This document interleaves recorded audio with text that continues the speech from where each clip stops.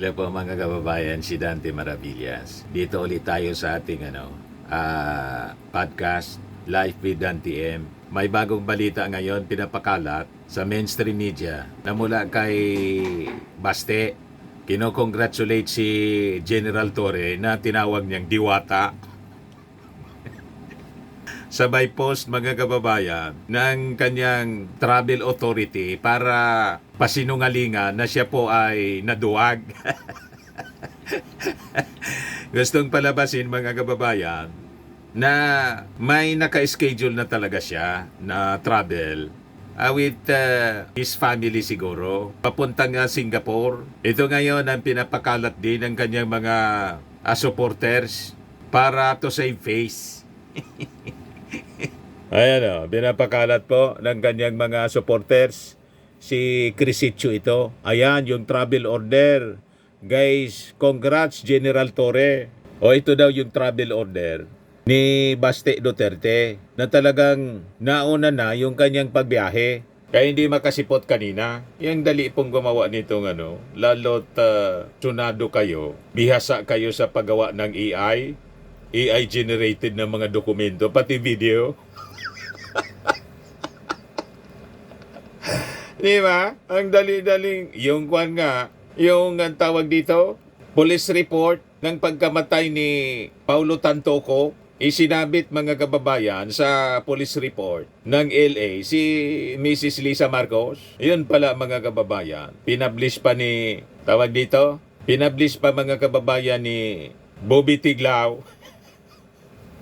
Fake news pala yun. AI generated, tampered, mga kababayan. So, malamang sa malamang, yun na naman po yung pinapakalat nila ngayon para isalba sa kahiyan si si Baste, Travel Authority. Grante Sebastian C. Duterte, Mayor. Duration of travel to Singapore, July 25 to 29. Personal reason ang purpose. Tapos, pirmado daw ni Jumbic Rimulya pa. Kasi galing ito sa DILG. DILG. Mga kababayan. Mahirap paniwalaan po yung mga dokumentong pinapakalat ninyo. Baka tulad ito ng police report, ang LA na pinakalat ni Bobby Tiglao. Ngayon pinablish po sa pinablish ngayon sa balita. Yan balita mga kababayan. Sabi diyan, balita 55 minutes ago pa lang kapapasok na balita. Yan hashtag kapapasok na balita. Congrats Diwata Torre. Nagpaabot ng pagbati kay PNP Chief Nicolas Torre ang katunggaling si Davao City Acting Mayor Sebastian Baste Duterte matapos itong manalo by default sa kanilang boxing match ngayong linggo, July 27 sa Rizal Memorial Coliseum sa Maynila. Chimps from the planet of the apes cannot comprehend. Congrats Diwata Torre, mababasa sa caption ng kanyang Facebook post. Ipinakita rin ni Duterte na noon pang Hulyo 20, 2025 na aprobaran ang kanyang travel clearance. Hindi sumipot si Duterte sa kanyang laban dahil lumipad siya pa Singapore noong Hulyo 25. Batay na rin sa nakasaad na granted travel ng clearance. Yes, sabi dito ng mga netizens, si Angelica Ostiniano Riego, personal reason pala yung paglipad, kala ko work-related.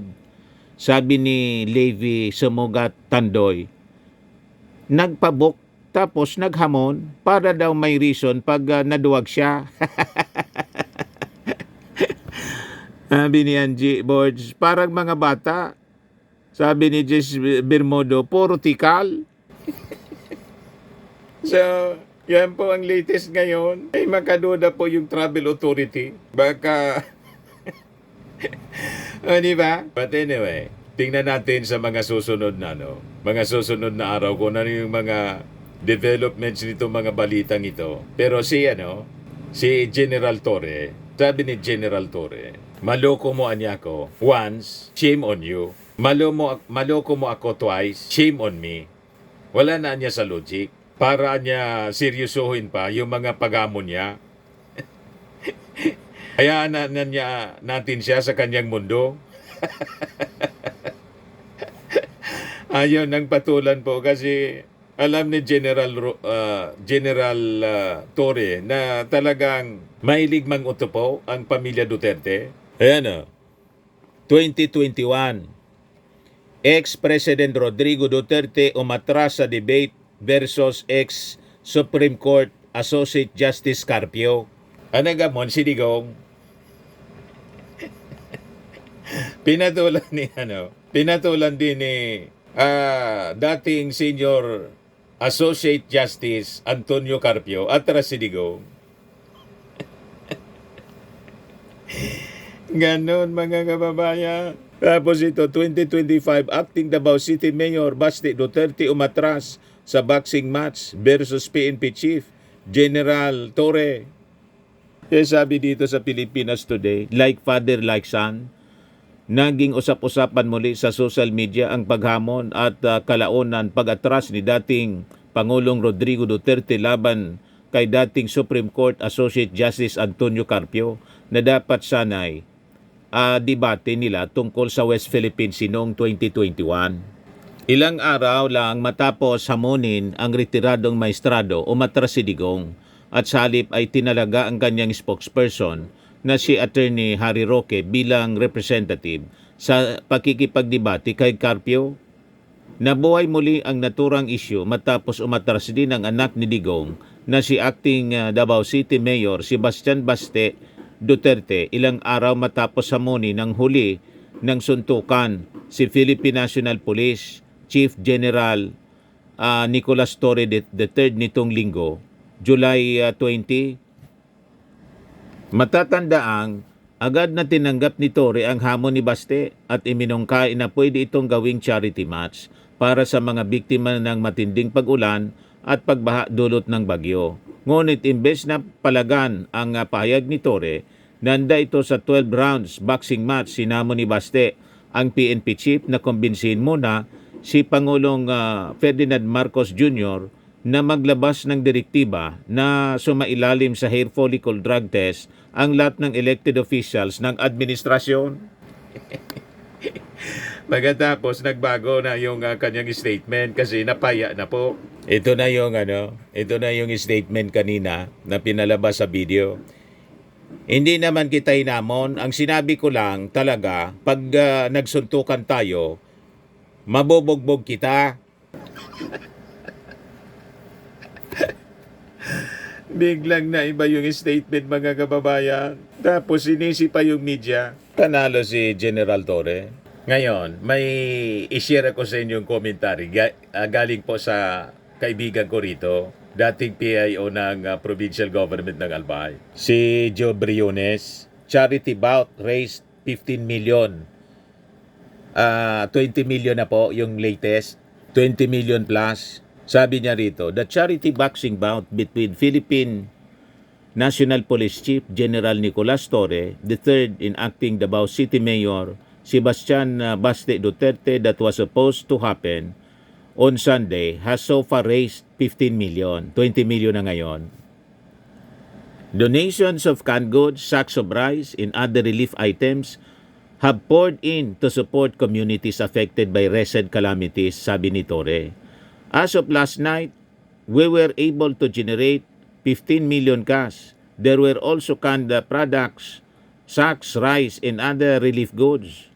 This will be given to our kababayan affected by calamity, sabi ni Torre. Ngayon, ito yung kanyang commentary. Sabi niya rito, the non-appearance of Davao City Acting Mayor Baste Duterte in the charity bout with PNP Chief General Torre made a degrading scenario for the Filipino people, especially those from Davao City. It shows a cowardly attitude toward their leader who ran away from a challenge he made. This is a mockery of himself. Imagine that at the time of the charity bout, he went away to Singapore without any hitch or reason. PNP Chief Director, hindi Nestor Torre, Nicolas Torre, answered the challenge bravely. But the challenger did not respond positively. Instead, he stowed away due to a lack of respect for the person he had challenged. It goes to show that he is full of bluffs with mestizo features that hide him from a fight. Thank you, Davao City Acting Mayor Sebastian Basti Duterte, for your cowardice and undeserving behavior of a true and brave leader. Di ba? Kaya ang sinasabi ng kanyang mga supporters, nagkukumahog sila ngayon yung mga DDS vloggers na maidepensa si Baste sa kanyang pagtakbo. Kung talagang desidido siya na lumaban kay General Torre, si General Torre nag-initiate na po. Di siya naman mag-initiate. Mag-organize siya ng sarili niyang boxing event. O di ba? Yun ang gawin niya kung talagang desidido siya, matapang siya. Pero malabo na po kasi may kondisyon palagi. Ang kondisyon po, sabi ni Anthony Taberna tapos ni Jerry Baha, nagpahayagan niya ng more than 60 words. Ang ibig sabihin, ayaw. Ngayon nga po, yung statement talagang hindi na po pwedeng patulan. Suntukan na walang gloves daw. Yung mga imposibleng bagay po. Di ba? Yan sabi niya, hindi naman kita inamon. Ang sinabi ko, kung talaga, pag nagsuntukan tayo, mabubugbog kita. Sabi ni Eduardo Chua, grabe, punong-puno, pati mga DDS nandyan, umaasa na darating ka. Sigurado may mga DDS doon, mga kababayan na pumunta para tingnan kung lalaban si Baste. Kaya lang, parang sila noon natunaw ng ni kaluluwa mga kababayan, hindi nagpakita.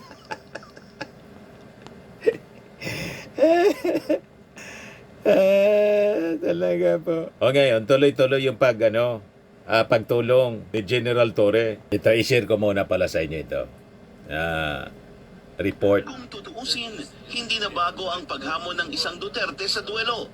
Noong 2003, hinamon ng nooy nakaupong mayor ng Davao City na si FPRRD, ang veteran journalist na si Waldy Carbonell sa isang gunfight. Dahil sa pag-iimbestiga nito sa pagpaslang sa isang Davao City-based journalist. Kumasa si Carbonell pero hindi nagpakita si FPRRD. Fast forward, a year later, si Carbonell naman ang naghamon kay Baste sa isa ring duelo sa barilan. Matapos ma-offend sa banta ni Baste na walang pag-asa talaga po na matutuloy. Lahat ng hamon. November 10, 2024, 9 a.m. sa Luneta. Pero wala ring lumutang na Baste Duterte.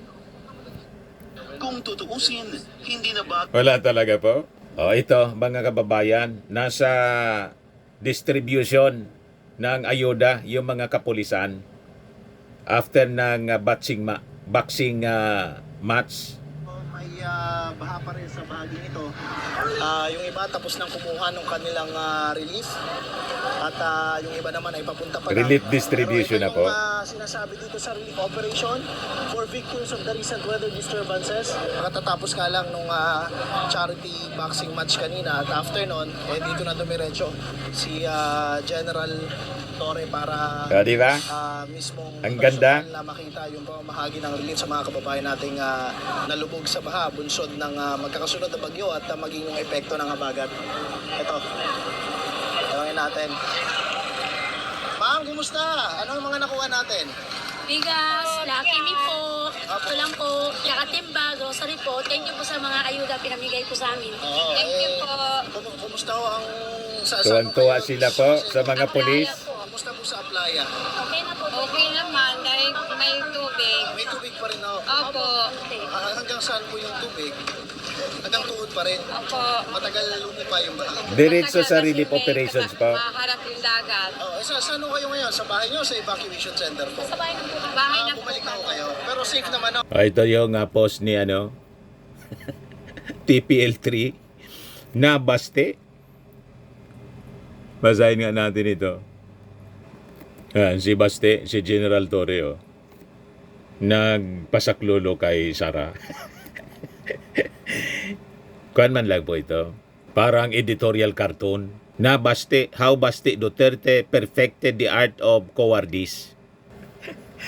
You see? Anyway, maraming salamat po sa inyong pagsubaybay dito sa ating bagong YouTube channel, Life with Dan TN. Kung hindi pa po kayo nakasubscribe, click subscribe ninyo po. At sa gustong magnegosyo nitong I am worldwide amazing pure organic barley powdered drink mix from Australia, mag-message na lang po kayo sa amin. Sa akin mismo. Kung hindi sa aking anak na architect entrepreneur Riz Maravillas. Laging tatandaan po natin sa buhay, you become what you believe. Ako po si Dante Maravillas. Bye-bye. God bless.